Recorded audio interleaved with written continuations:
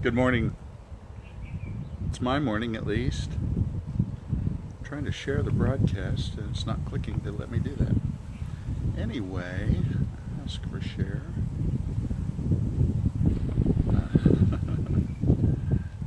Ask for share broadcast. Good morning. It's a very cloudy morning here actually. Not as beautiful as it usually is on the island of Oahu. The gathering is what that means. And but I'm up. Hello, bald eagle. How are you doing? Welcome. So I wanted to explore with you today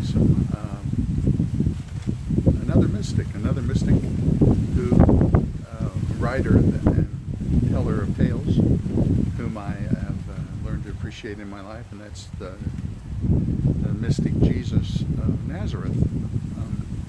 He also happens to be my spiritual master, and I have appreciated much of his teachings throughout all my life. And the church is often responsible for misinterpretations, I think, of some of his intentions. And excellent. You're doing better? I'm glad you are. So I wanted to share some thoughts from his words today. Again, into the mystic. By into the mystic I say, or listen to the mystic, I say that we're all connected in the mystic, that level of reality that is beneath our consciousness, beneath our science. And the science is good, it's not a problem.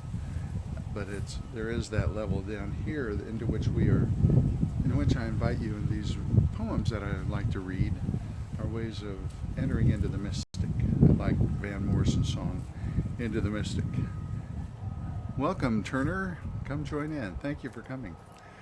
Listen to the mystic. Listen to the mystic within your own soul as I talk this morning and read some of those mystic poems.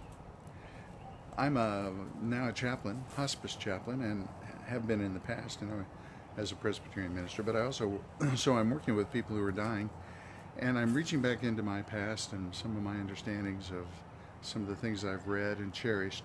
Particularly right now, this morning, is on my mind is Elizabeth Kubler-Ross. Now, it's kind of interesting. Elizabeth Kubler-Ross is talked of as having given us 5 stages of grief.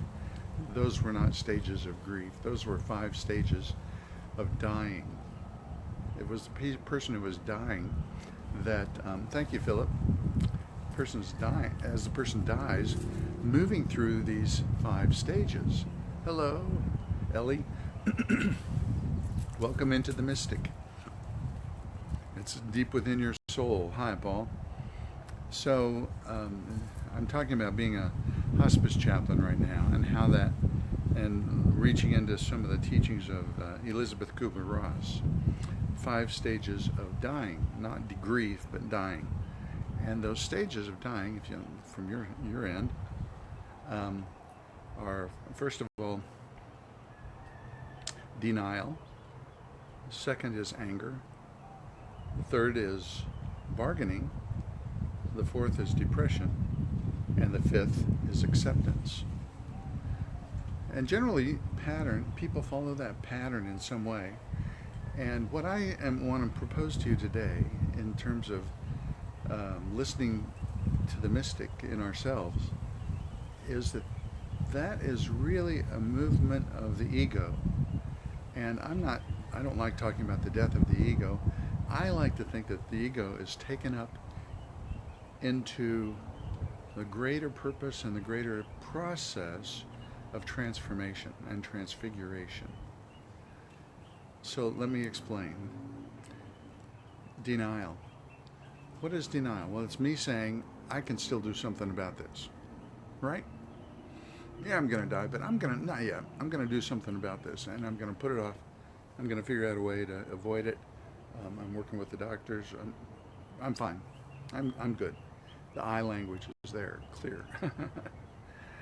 And then when I discovered that I can't put it off, then I move to anger, and I can be very upset with God, very upset with the universe, about how this is not fair. I'm not ready. I don't want to let go. I don't want this to happen.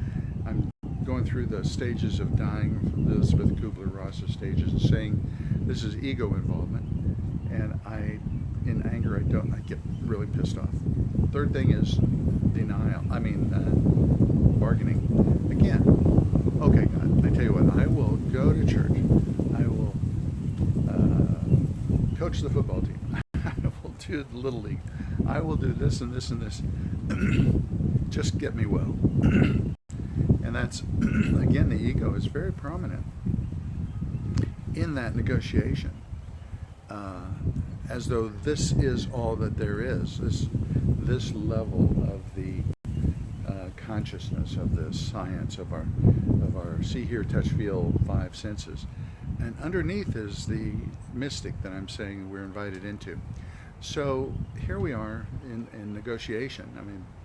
Bargaining, and I still want to bargain this, cut a good deal.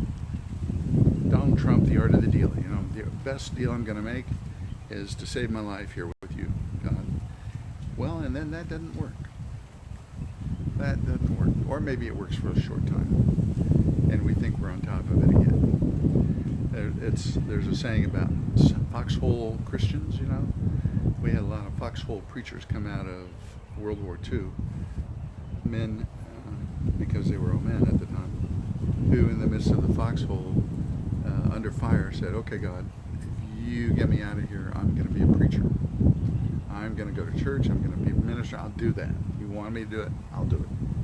So we had a lot of foxhole ministers because they survived and they cut a deal with God. But when the deal doesn't work, we move to depression. And that depression is really, really a deep depression. Sometimes it's such that a person who's dying won't speak to family members. A family member will go into the room of the patient, of their loved one, and the patient, the loved one, turns their back on the family member. It's because this terrible disappointment and depression that the deal didn't work. They couldn't cut a deal. And then finally there's the movement into acceptance.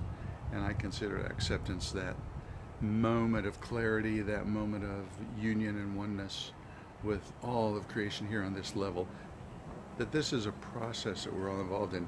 Now the funny thing about this is that we have to go through those stages. We can't just quickly jump to acceptance unless we practice acceptance a lot.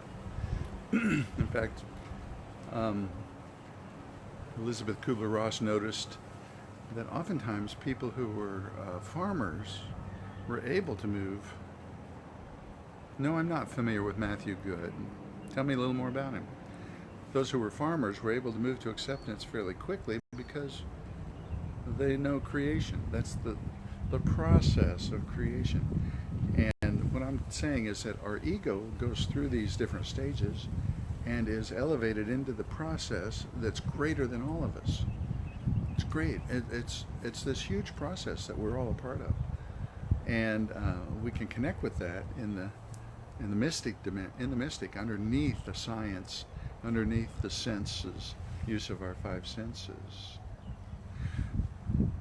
So, yeah, ego is a way of, this is a process of letting go of the ego first.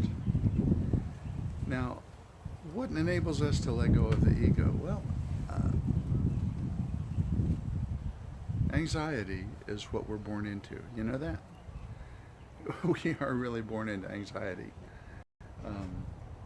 When my baby cried out, she was expressing anxiety.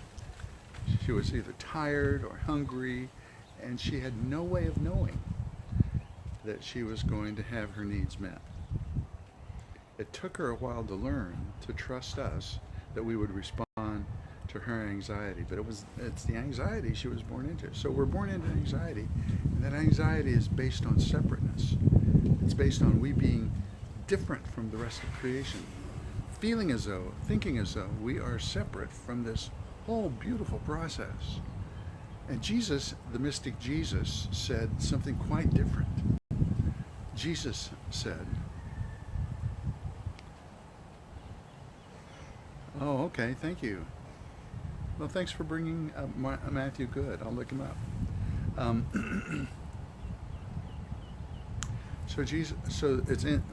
Jesus says, and you may have heard this phrase, he says, don't be anxious about tomorrow, what you will eat, what you will drink, what you will wear.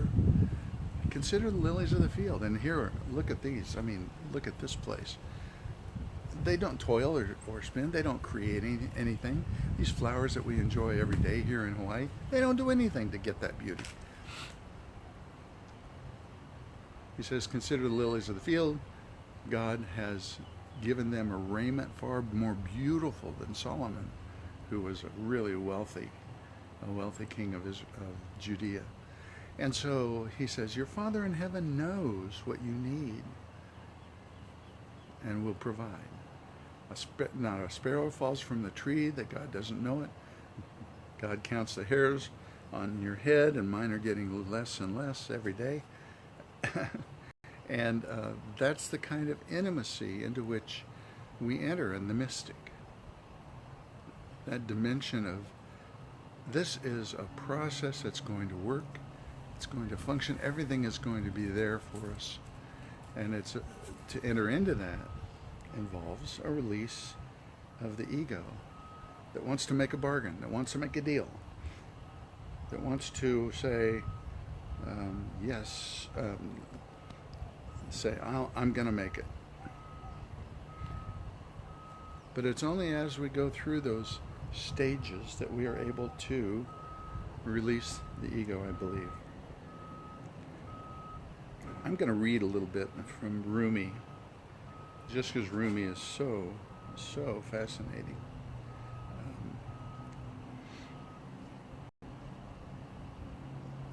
Again, the mystical experience, the experience in the mystic, is an experience of intimacy, of closeness. It's an experience of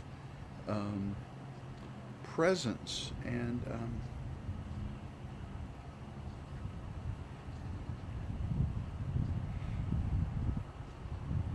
the mystical writers often use this love language to express it. If you're male, I can encourage you to think of God's femininity when you hear these words. If you're a woman and want to retain a masculine view of God, please feel free. But listen to some of the insights that come from Rumi. Let the beauty of what you do, I got it backwards. Let the beauty of what you love be what you do. Let the beauty of what you love be what you do. What comes first? The passion, the desire, the love to do it. Everything that is made beautiful and fair and lovely is made for the eye of one who sees. Can you see that? Live in the mystic and see the beauty and wonder of the divine present and infused in all of creation. You know, these processes are huge. I think if I learned anything, again, from these hurricanes, it is how little I can affect the outcomes. Excuse me.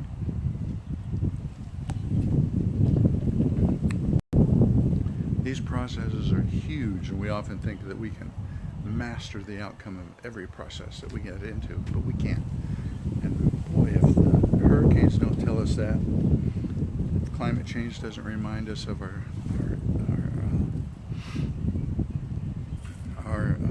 smallness, nothing will. Grief can be the garden of compassion, says Rumi. If you keep your heart open through everything, your pain can become your greatest ally in your life's search for love and wisdom. Your pain can become your greatest ally in your life's search for love and wisdom. I like that.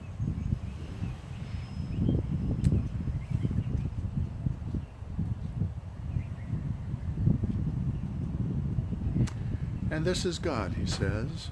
I'm glad you like it. This is love, to fly toward a secret sky, to cause 100 veils to fall each moment. First to let go of life, finally to take a step without feet. Letting go is probably one of the most common phrases I hear in my work with people who are dying. How often someone comes out of mom's room and says, you know, mom's just so strong. She just won't let go. And I think, you know, I don't blame her. I don't blame her. I wouldn't want to let go either. And I don't want to let go. And I don't want to let go now sometimes of that hope, that ego, that desire to create, that wonder, that confidence that I can make a difference, that I can change the trend of this. I don't want to let go. Do you? Do you let go easily? Is letting go something you practice or consciously aware of doing? Or are you consciously aware of not doing?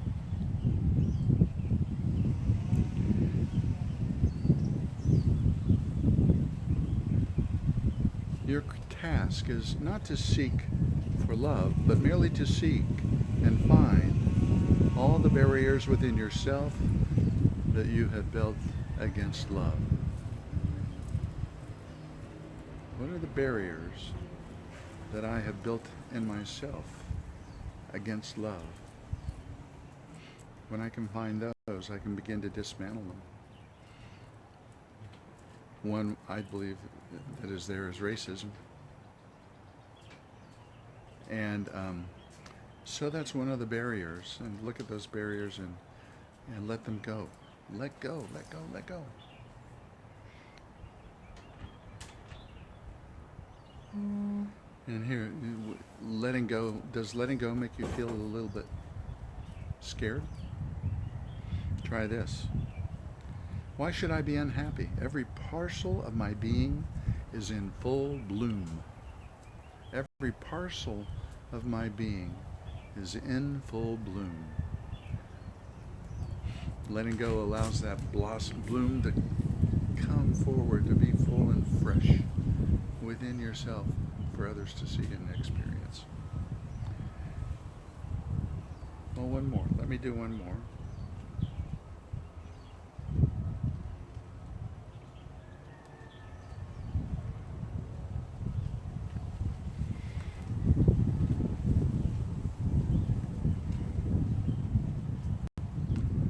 Again, mystical writers phrase this with such intimacy in their language and images. This is Rumi. That which God said to the rose and caused it to laugh in full bloom beauty, he said to my heart and made it 100 times more beautiful.